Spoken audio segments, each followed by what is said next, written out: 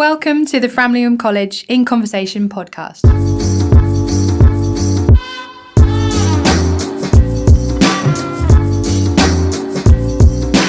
Welcome to another episode of Framlingham College In Conversation.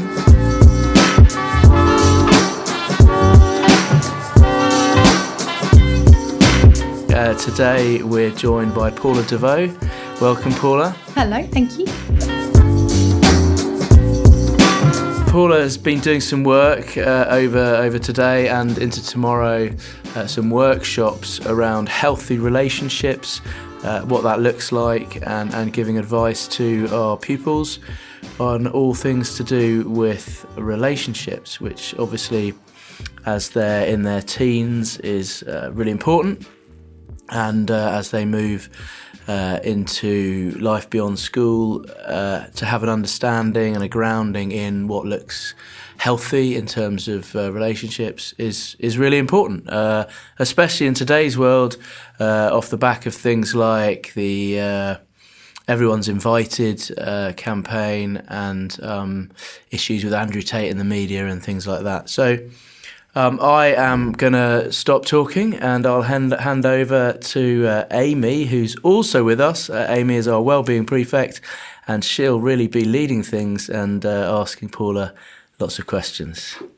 But first, I just want to ask you, Paula, how it's been so far. You've worked today with our years 13 and 12, so our sixth formers, and what were those sessions like, and how do you feel they went down? Certainly from my perspective, the young people I've spoken to so far have got some really good takeaways, some real understanding of these issues. Yeah, it's been a brilliant day. It's gone very fast. My voice is gradually going. Lots of me talking, but it's been really nice. Engaging with young people on any level is always really positive.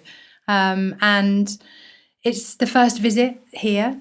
So really today was about setting that foundation of understanding of healthy relationships and starting that really baseline of friendships, family, as well as intimate partners that may evolve in the future. So the whole idea really is just to get people thinking about what healthy really looks like and feels like, so that they can set the bar. And that's what I've said several times today about the qualities that we already have in the positive relationships we experience.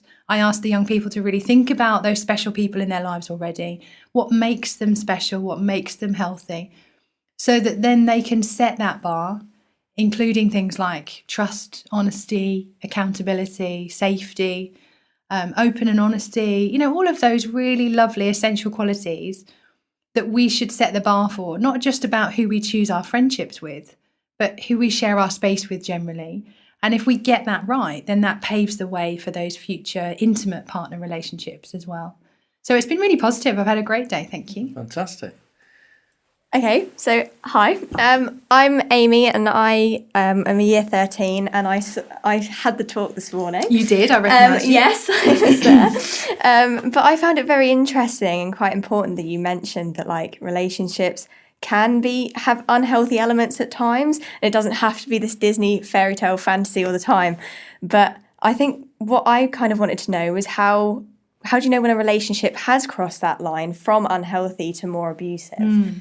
So it's interesting, isn't it? Remember we looked at that timeline, that sort of engaging in the green zone, healthy. That's where we strive to be, isn't it? But we will absolutely at times, all of us, dip a toe into unhealthy behaviour.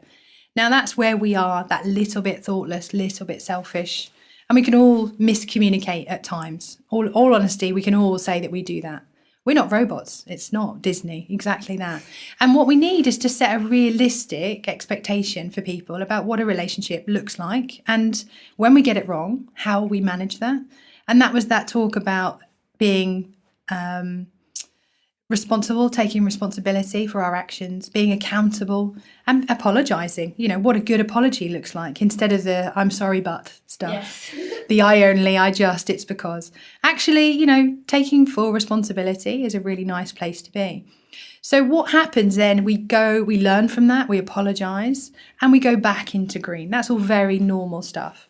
Now, the difference, as I said in the session, was really about when people consistently use behaviour that makes us feel harmed, unsafe, or fearful, then actually that's when we know that somebody is tipped into the balance of that red abusive zone, where actually they don't seem to care about our needs or our feelings, and their needs are the most important. So for somebody who's abusive, a bully, the epitome of a bully, actually won't care about the impact their behaviour is having on you. They won't say sorry because they don't see that they've done anything wrong. So that's kind of the early warning signs, I think, of someone tipping into that balance. And ultimately, they're looking to gain power and control over you. They're not looking for a healthy relationship where it's reciprocated in terms of trust and support and care. They just want their needs met at whatever cost. And whether you're happy with that or not, they're not bothered. So how would you say that we should support and advise if you feel like you've got a family member who you are worried about might be in an abusive relationship? Because I can imagine that must be quite a very difficult conversation to have, especially if that person is completely in love with their partner or something. It's actually really tricky because there are often people who are in abusive relationships that don't even see it, particularly when we always hear domestic violence rather than domestic abuse. So lots of people in the total absence of violence don't think there's anything wrong, yet they are being emotionally and psychologically abused and controlled and monitored and all the things that we talked about. So in that instance, trying to empower someone to reflect and have that light bulb moment, the power and control wheel is actually really useful for that because it really screams out those tactics of power and control that are used by a perpetrator, someone who's abusive, to make us feel like we're rubbish, we're useless, we're no good. Those that try and intimidate us in different ways, those that create fear and anxiety, and those that actually put us down and make us feel rubbish. So when we can see that in someone else, but they can't see it in themselves, it's really important to start a conversation with them along the lines of, I've noticed that you don't seem yourself, or I've noticed this has changed, or you don't seem as happy as you did before. Is there anything that you'd like to talk about? So just creating a safe space, absolutely on their own, so nowhere near the potential person who's being abusive, but create a safe space and opportunity just to say to somebody, do you know what, I've noticed something and I'm a bit worried about you. Yeah, that's it. And I remember you said about the importance of being an active listener and the body language involved with that and making sure you've got eye contact and things like that. So definitely it's so important. If you feel that you're noticing those unhealthy behaviours coming into a relationship, how can you open that conversation up? Because I bet that it must be quite easy to just overlook things and a little bit easier to ignore it rather than opening up that conversation. Yeah, so do you mean in your own relationship? Yeah. So someone asked me that in one of the sessions actually about, okay, so if that happens, then what do I do? How's best to sort of challenge that? So I would say it's interesting because often a tactic used by someone who's abusive is, first of all, they'll treat you like the best person in the whole world. And then they'll start to slip into that use of psychological and emotional abuse to chip away. And they're testing really to see how far they can push you.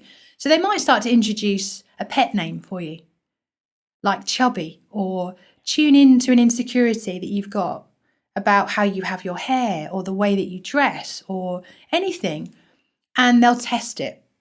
And if you react to that, they're likely to say something like, well, I'm just having a joke with you. There's only a little bit of banter, no big deal, I didn't realise you were so sensitive. And they'll make out as if it was a joke. They'll often do those things as well with a smile on their face, which confuses you because they've treated you so well initially. They're saying something that's smiling, but it hurts your heart. And it's something that's made you feel quite sensitive. So it's like a real inner conflict because already you start to think, oh, they didn't really mean it like that. It must be me. I must have got it wrong. Actually, again, thinking about following your instinct.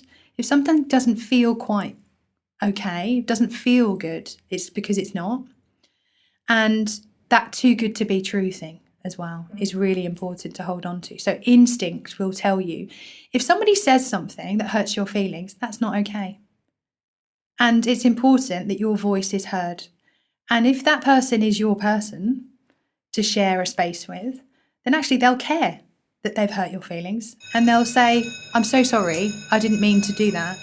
Or I can see why you'd feel like that. I'm so sorry, I didn't mean to. No buts, no because, no it's just, no it's your problem. But actually be really upset with themselves for saying something that was insensitive. So I would say, actually what you just said there hurt my feelings, and be assertive about that. And that's all about setting that bar.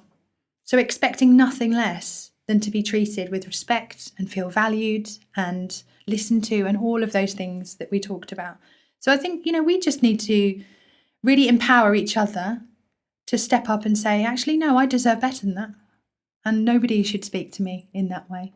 Yeah, I think it's definitely difficult, because I've seen with people with relationships in my life that sometimes they'll have a completely amazing period, like a honeymoon kind of stage, and then there'll be some real bad times, but then it will go back to normal, and it's kind of like this spiraling of events. So and in the absence of consequence, people continue to behave in the way that they do. If they get their own way and it works, they learn that actually that worked well, brilliant, that shut them up, that got my own way.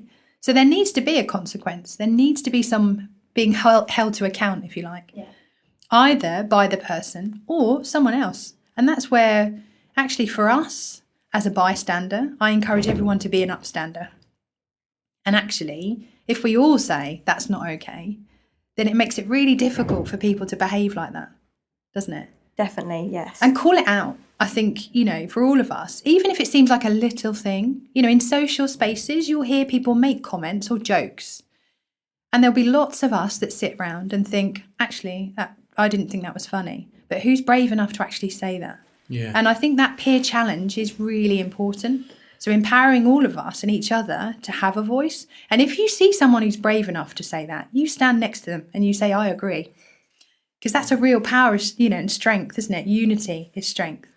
Yeah, I mean, it's interesting that we do a lot of work here around upstanding culture, whether it's sort of within the EDI space or more generally. And it's interesting hearing you talk about intimate relationships, but actually a culture of kindness in daily life is really important, especially in a school, isn't it? And I think the idea that actually if everyone's prepared to stand up and call out bad behaviour, negative behaviour towards each other, then actually as a community we all thrive better, because we're all looking out for each other and we're all trying to encourage those positive aspects of relationships to abide, as it were.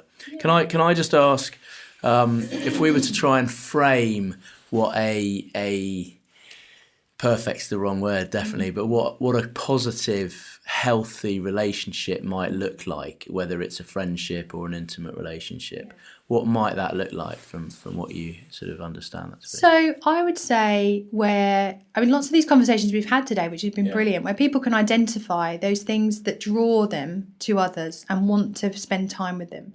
So absolutely, people have talked today about feeling comfortable in their presence. And that's really crucial. And that link to safety. Yeah. So being able to just be your true, authentic self in every way in front of a person, rather than feeling like you have to hold back a bit of you or put a mask on or pretend to be something that you're not. Yeah. Actually, we should just be able to just relax in the presence of the people we share our space with, friendship, family, partners, and just be our true selves. Yeah. And I said earlier, actually, it was about, being your professional self, but also your silly self, and showing a side of you that not everybody does, and letting somebody into your world is a really precious thing. Yeah. And for them to accept who you are and what you are in every way, the bad stuff, the good stuff, the daft things. Without fear of judgment. Without the fear of judgment, absolutely. Or that they're going to run off and tell everyone, or take pictures and share it with people, or, they're taking an embarrassing photo of you because you've woken up with the worst spot you've ever had in your life, and then they take a picture and want to share it with everyone. That's not the thing, is it? That's not what you don't choose to humiliate people you care about. Yeah. So for me, it's really about being able to be the person you are when you wake up first thing in the morning, and the person you are when you've got your best outfit on and you're dressed up and all of that in between. But just being able to say how you feel about something without worrying if you're saying the wrong thing. Yeah. Because there should never be a wrong thing to say in front of people that you trust and that you feel safe with. And if there's anything on your mind, you should feel safe and comfortable to share it. It could be something that just popped into your head and you haven't really thought it through, and you say it out loud and it actually sounds really strange in your mind, or a question that perhaps sounds a bit daft when it comes out. But that's okay, because the people that care about us and value us will laugh with us, not at us. And they will support the things that we struggle with, not humiliate us about it. And they will want us to be the best version of ourselves, like I've said. And that cheerleader, really have that image in your mind of those people that are healthy in our lives, will cheer us on at every stop. They will always want what's best for us, even if that means they're not part of it. Doesn't mean they have to be part of it or centre stage, but actually your success makes them happy. I think that's it. Definitely that feeling comfortable around someone, almost to take that social mask off. Because I think we talk a lot today actually about having a social battery and the kind of people that you don't specifically need one for, because you're just yourself and you don't feel the need to be anyone in particular, just who you are in that moment. Yeah, because you're good enough. Yeah, definitely. You touched upon in your talks the issue of consent, which obviously when dealing with teens and teaching PSHE and things like that, it is really, really important for teens to understand that, and we do a lot of education around going to parties and whether they're drunk or under the influence of substance misuse or whatever, and this idea that you talked about, this idea that if fear is present, and this idea of young people being pressurised or feeling pressure in a situation to perform a sexual act or such like, and I thought that was a really good soundbite, that if fear is present or perhaps even doubt, then consent is not there. Absolutely. And that was very interesting. I think that's a really simple message to give out, and I try and give that to everybody I speak to, because absolutely they are not friends. If fear is in the room, consent is not. No way should we be doing something because we're fearful of the consequences if we don't. Yeah. That's not comfortable. That's not free will. That's actually feeling under pressure. And I think certainly when we talk about coercive control, it's really important for everyone to know that if we're doing something because we think we should or we have to, not because we want to, but we're doing it because we're fearful of the consequences if we don't, that's not okay. Yeah. And be that of a sexual nature or any behaviour, then we need to empower everyone to realise that it's not just unhealthy, it's abusive, and that coercive control is a criminal offence in its own right. Yeah. And there are so many people who still don't know that. Yeah, that's interesting. Crucial. Yeah, I definitely didn't after this morning. So many people didn't. I literally counted probably 3 hands in each session. That's max, really. But the legislation changed fairly recently, didn't it? So 2015. 2015, yeah. And it's become much more of a used phrase, isn't it, in newspapers and in the news generally, and as you said in your talk, recognised, as a criminal offence now, that actually a relationship doesn't have to be violent to actually be abusive, and coercive control is a very real thing. Absolutely. And what we often do is actually we're waiting for a violent offence to happen when we've already missed a string load of other offences that are being committed. And that first act of violence could be very extreme and very dangerous behaviour. So, let's not wait for that physical assault. Actually, let's hold people to account for micromanaging your world, telling you what you can do, who you can spend time with, how to spend your money, what you can and can't do, whether you can access social media, monitoring you, tracking you, demanding phone calls, telling you have to phone and video call to prove where you are, telling you that you can't see that person or spend time with them. None of that is okay. And it's important that people know. And legislation is great, but it's only great if we know that it exists. Definitely, yeah. And that we can do something about it. So that's really important. And again, that's a really nice thing for me to do today, because there are so many young minds now that have gone away, hopefully thinking, wow, if that's just the one thing they take away, I'll be happy. Yeah, brilliant. Yeah. Can I just ask, so what advice would you give to someone who might be listening and maybe had that realisation that they were in an abusive relationship or know someone that they suspect maybe? So I would always say speak to an adult that you trust about it. Really important that you speak to somebody you trust confidentially and just raise that with them. It's an important first step because when we think about things but say them out loud, it takes it to another level, doesn't it? So there will be some light bulb moments today. That absolutely happens. And it's important that people realise they're not on their own, that it's not their fault and that it's not their problem to change. And that in an abusive relationship, things will never get better on their own.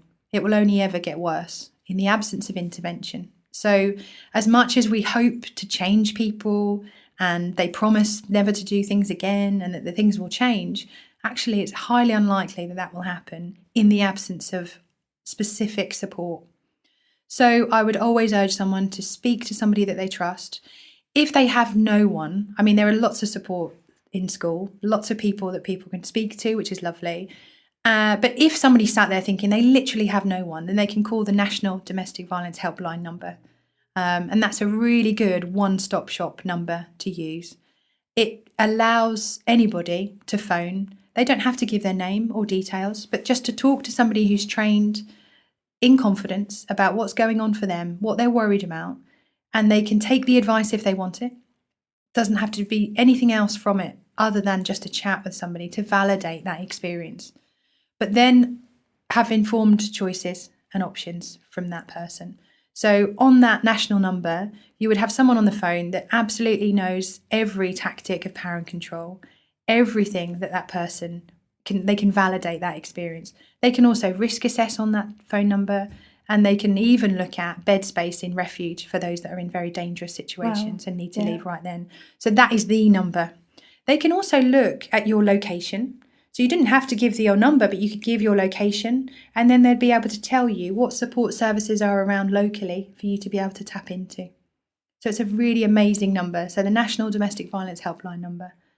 So just tap that into Google, it will come up, and then people can make that call. I think that validation is really important because I think sometimes you can be sat there thinking to yourself, is this, what is going on kind of thing. So I think definitely what you spoke about this morning will have probably resonated with quite a lot of people. But do you have any advice for someone who might be approaching relationships again after an abusive relationship? Because I can imagine that might be quite difficult to navigate if you've had a previous bad experience. Yeah, it's really tricky. I mean, there is a program that I know that is being run here called Escape the Trap, and that's a really great program. And I would argue that actually it should be compulsory for all young people to complete before they leave school or college.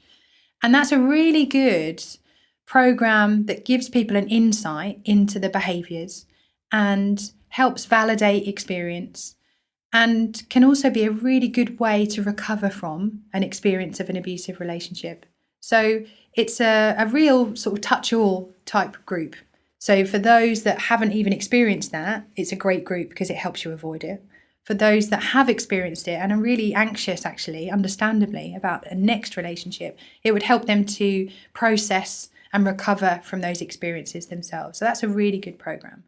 I would say just have faith that not all relationships are like that, and don't let that put you off, because there are lots of very happy people out there in lovely relationships. And just because you've had that experience doesn't mean that that's going to happen every time. But I think recognising that none of that is your fault is a really crucial element, because a person who's abusive will twist that reality, use that psychological abuse to make a victim believe that they're the problem. And then that vulnerability is there that can easily be exploited by other people. That self-blame, that self-loathing, and that low self-esteem and confidence that's been sort of dismantled by the perpetrator. Absolutely, we need to build that back up before someone is then going to be ready to think about a move-on relationship. So I would say hold fire, give yourself some space and time, and don't rush into anything new. And just take things slow, one step at a time. There is no rush. There is a long, happy life ahead of all of you. And sometimes we feel that pressure, don't we? I should be with someone. I should have this. And that's what we were talking earlier about Disney and all of that. Actually, you know what I would say is the best thing is to learn how to love yourself before anyone else and be comfortable in your own skin. And that can take a while. Yeah. And hold on to that rule like I've got. And I shared this, didn't I, with everybody else. That rule I have about not having anyone in my life that makes me feel sad or bad. And that's kind of my guide, really. Tuning into that instinct. Yeah. And those people that bring out the best in you, not make you feel the worst. Yeah, I think it was interesting, definitely, that we spoke this morning about platonic friendships as well, and how that they can be toxic. Absolutely. So how would you notice if a friendship is a little bit unhealthy? Because it's a lot different to obviously a romantic relationship. Yeah, so I think those principles we talked about earlier, those qualities are just the same. And that's why it was important for us to this morning talk about healthy relationships across the board and reflect on what it is about those people that we already have in our lives, family. You know, lots of people talked about parents, siblings, aunties, uncles, friends came up, didn't it? And friends are really important to us, particularly when we're young, and we have lots of them as well. That generally happens, lots of people. And we contact people, you know, social media as well. People have lots of people they're friends with online, but have they really met them or any of that? It's important that we filter those people, like I said, that actually add value to our lives and not diminish who we are. We want those cheerleaders, like I said before, that bring out those qualities in us that we like and that make us feel happy. And if there are people in our lives that actually start to chip away at our confidence and self-esteem, saying things, making jokes about us in a way to make us feel like we're pretty rubbish at something, those that belittle us in front of others, humiliate us in front of others, that's not healthy relationship behaviour. And true friends don't do that. You have a laugh with each other, not at each other. And that's a difference, isn't it? And again, instinctually, you know, follow your instincts. If somebody actually is being quite mean, being quite thoughtless and selfish towards you, really sit down and think about what value you get and how much energy you're putting in versus how much energy they're putting in. Because it should be a balance. It should be reciprocated. Not one person putting all the energy in and the other person just sitting back and taking it. Yeah. Because that's not a two-way relationship, is it? And you'll know those real friends, you know, the ones, like we said earlier, that notice. You don't have to tell them if you're not okay because they notice. And they notice because they care. The people that don't, they just in their own little bubble thinking about what's for them. And they're not noticing when you're a bit quiet or a little bit down. And the little acts of kindness that scream through, not the massive the overzealous stuff where people are being, you know, hugely, you know, throwing you gifts and things like that. It doesn't have to be these huge gifts or stuff. It's just little things, like a little note to say, oh, I was thinking of you, or a message just to say, oh, I hope you got an okay with your exam. Mm-hmm. And you haven't seen them for a week, but they remembered that you were anxious about that exam, something that's important to you. Not only do they listen, they bank it, and then they come back and they reinforce that they're thinking of you. They're the people that actually really want you to succeed and care about your feelings. Those that don't show that, they can't help it. And that instinct that we have about the people that we are, you know, happy to be around and that bring out the best in us, they're the ones that are the lifelong ones that will stick with you. Absolutely. Yeah. No, I think you definitely realise that it's the value of having the smaller amount of close friendships sometimes rather than the surface level people that you quality, not quantity. Yes. Absolutely. Yeah, definitely. Yeah. And I think some people have social media, massive pressures with social media. And we also, you know, at a certain age, people are collecting friends, you know, and actually that's not what it's about. Friendship, healthy relationships are those people that really contribute to the value of your life. Yeah. And I think if we start to look at it in that way, that's a really good thing. Not how many likes you've got on the last picture you put on. No. Can I just dive in there actually about the whole social media thing and broaden that out? I mean, I started at the beginning talking about everyone's invited and certainly in schools and universities in the last sort of 5 years, the everyone's invited movement shone a spotlight on these issues and this realisation that a lot of teens were experiencing fairly negative relationships. And obviously as schools we've all followed up on that, and that's why we've got you in, Paula, and others to talk about these things. And in our PSHE unit we've got in year 11 a set of podcasts that's called You Don't Know Me, and they're really powerful because they talk about all of these issues. And there's a few of them. There's one that deals with porn, for example, and the impact of porn, and particularly boys watching porn, and how that then feeds into an expectation in a relationship, and how girls potentially feel obliged to behave in that way, and the pressures of that, and the spread of the prevalence of porn through mobile phones, through social media. And obviously teens are more prone to risk-taking behaviour and all of that. But I suppose my question around all of that is, how do you think that mobile phones, social media, access to the internet has potentially made teen relationships more complex, and has potentially created relationships that are more negative than they used to be? Or has it just always been out there and we haven't been talking about it, and everyone's invited, it's happened, and now we're talking about it? I don't know. I think there's certainly elements that actually we talk about it a lot more now than we ever had, and we always needed to do that. I think there was, historically, domestic abuse has always been a pressure and an issue. And traditional expectations, male privilege, all of that historically was way before internet. But what the internet has done is been an enabler, actually, and a disinhibitor for many people that hold those entrenched beliefs and attitudes to then have 24/7 access to our young people and influence them negatively, which is the worry, isn't it? So those beliefs and attitudes actually have been there forever, sadly. But the internet does give undivided access to our young people, and that's a worry, and that's something actually, as a parent of a 7-year-old, I'm really concerned about, because at the moment he's not accessing those things, but in time he will, whether I allow him to have a phone, which I definitely won't till at least 30. But other people have phones, other people have tablets, don't they? And then there is this pressure, and you're right, the pressure is not just on young girls. Lots of people say, I really worry about our young girls. Actually, I really worry about our young boys as well, because there are pressures on our young men to do a certain thing and be a certain thing and perform in a certain way sexually. And the way that we tackle this, and we tackle people like Andrew Tate's of this world, which actually he's only one of many. It's a tip of the iceberg thing, isn't it? But he is not only exploiting women, but he's already exploiting our young men as well.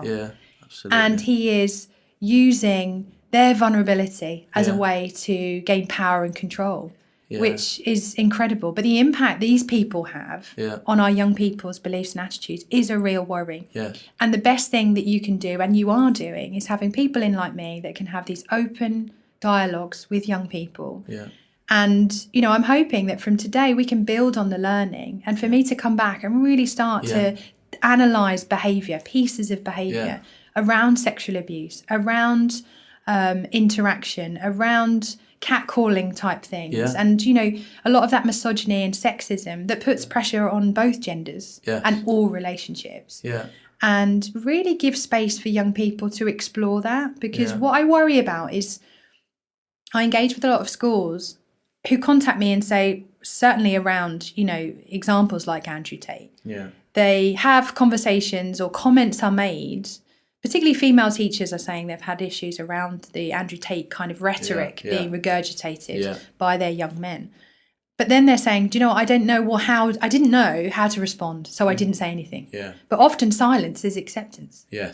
But it's the not knowing how to challenge it that's tricky. And then the moment's gone. And it's important for all of us to really give our young people space to talk about it, because often what happens is, say a young man talks about Andrew Tate, people then jump on it and go, oh, you can't talk about him. No, it's terrible. But we're not explaining why. We're just closing down the conversation. When actually I really want to have conversations with young people about it, because they're curious. Of course they are. And unless we get them to talk openly and explore those beliefs and attitudes and help them to reflect on what's helpful and what's harmful, we're not going to be able to nip it in the bud, because what they'll do is go back to the internet as a point of reference, because everyone else is saying you can't think like that. But why? It's not good enough to just say stop it.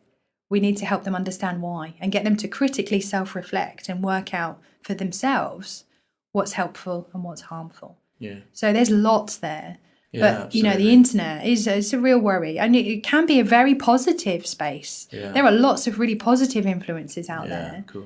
And, you know, we do need to empower our young people to be a filter for themselves about the helpful and harmful. Yeah. And not believe everything they read and see and hear, Yeah, of course, you know, and all of that, because that's the risk, isn't it? You know, Yeah. particularly very young people, they see something that's real.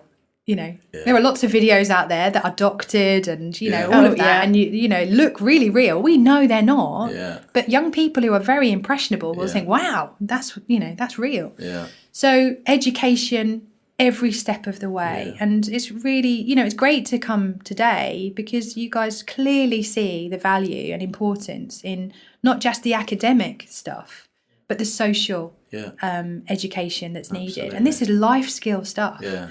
And how can we possibly expect our young people to thrive academically if socially they're surrounded with these negative influences, unhealthy relationships? They're not going to be able to focus on all the other stuff that are important aspects. So, much that we could dig away at. No, that's really interesting. All of what you say there, and I particularly like the bit about the vulnerability of boys. I think boys have taken a bit of a kicking with the old toxic masculinity label. I agree. Actually, you know, they're trying to navigate a very complex world of masculinity, and, you know, as you say, the pressures on them to be a man and behave in a certain way, and actually unpicking that, it suggests it's much more complicated than that, in the same way that, you know, dealing with, you know, young girls as well, and the issues that they have to they're confronted with on the internet as well. Yeah, I think because the internet, obviously, it opens up a whole separate thing of people's opinions, basically, because you're not just, if you're putting a photo on your line, you're waiting for the amount of likes or the comment, or you might be even looking at an influencer who perhaps looks more like you or something along those lines, or has the viewpoints that you do. And if you see the negative comments for them, it can feel impactful on you. It's like, oh, well, what do I do about this? So I think it can definitely be very damaging as well as helpful in certain senses. And the algorithms then that follow us around. Oh, yeah. I mean, goodness, you tap on one thing and then suddenly you're flooded with a wave of others. So it's a scary place, actually. And AI, you know, the whole thing is absolutely mind-blowing, isn't it? Yeah. So the photos they can create with that now is actually pretty frightening, isn't it? So simple things that we can do. And today is a simple, quick win, really, of spending a day here, sowing some seeds of reflection about beliefs and attitudes, you know, to build on in the future, is a real starting point. Yeah, for which we thank you, and we very much look forward to your sessions tomorrow as well. You're welcome. Well, thank you, Paula, very much for coming in today. I know I definitely found that talk this morning very informative and very engaging, and I'm sure that a lot of pupils, as they're already talking about it, will have found it very useful. So we look forward to all of your stuff tomorrow. Thank you. Thank you all for listening, and please do listen to all of our back catalogue of Framlingham College in Conversation podcasts. They're fantastic. There's actually a whole series on well-being as well coming, so look out for that too.